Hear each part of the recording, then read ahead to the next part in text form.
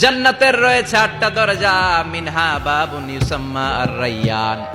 8টা দরজার মধ্যে স্পেশাল একটা দরজা আছে, ওই দরজার নাম হলো রাইয়ান।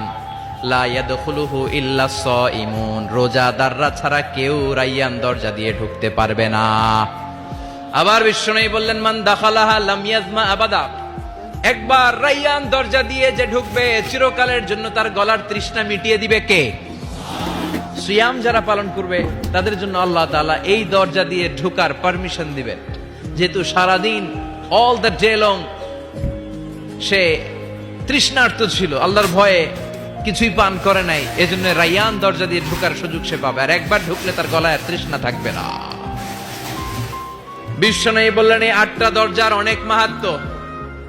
সাহাবাদেরকে নিয়ে জান্নাতের দরজার বর্ণনা দিয়ে বিশ্বনবী বললেন, তোমাদের মধ্যে এমন একজন সাহাবা আছে, জান্নাতের প্রতিটা দরজা ওই সাহাবাকে ডেকে ডেকে বলবে, আপনি আমার দরজা দিয়ে জান্নাতে ঢুকেন।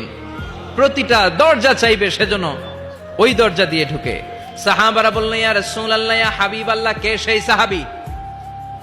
কে সেই মহান সাহাবী যেই সাহাবীকে জান্নাতের 8টা দরজায় ডাকতে থাকবে, ইনভাইট করবে, অন্য দরজা দিয়ে যাবেন না, আপনি আমার দরজা দিয়ে ঢুকেন।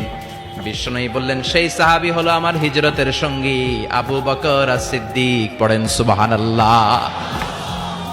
কি ব্যক্তিত্ব ছিল, অসাধারণ ব্যক্তিত্ব, পার্সোনালিটি। 8টা জান্নাতের দরজায় ওনাকে ইনভাইট করবে, আসেন আসেন আমার দরজা দিয়ে ঢুকেন। সাইয়েদনা আবু বকরের এত সম্মান, উনি সবগুলা দিয়ে ঢুকতে পারবে, আমাদের পারমিশন থাকবে না, এটা কি হতে পারে? সাইয়েদনা আবু বকর আমাদের লিডার না? কথা বলেন, কথা বলেন। তো লিডার যেটা দিয়ে যাবে আমরাও যাবে ওইটা দিয়ে, চিল্লা এখন ঠিক কিনা? এজন্য বিশ্বনবী বললেন, শোনো শোনো, চিন্তার কারণ নাই, মন খারাপ করার কোনো বিষয় নয়।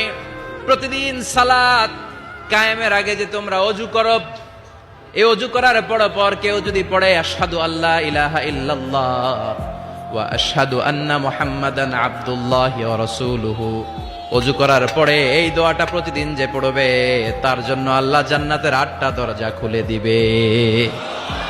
আমাদেরকে আল্লাহ তাআলা এই অপরচুনিটি দিয়েছেন, প্রতিদিন আমরা ওযু করি, ওযুর পরপর আমরা এই শাহাদাত বাক্য উচ্চারণ করব। ইনশাআল্লাহ পড়েন, আরো জোরে পড়েন ইনশাআল্লাহ।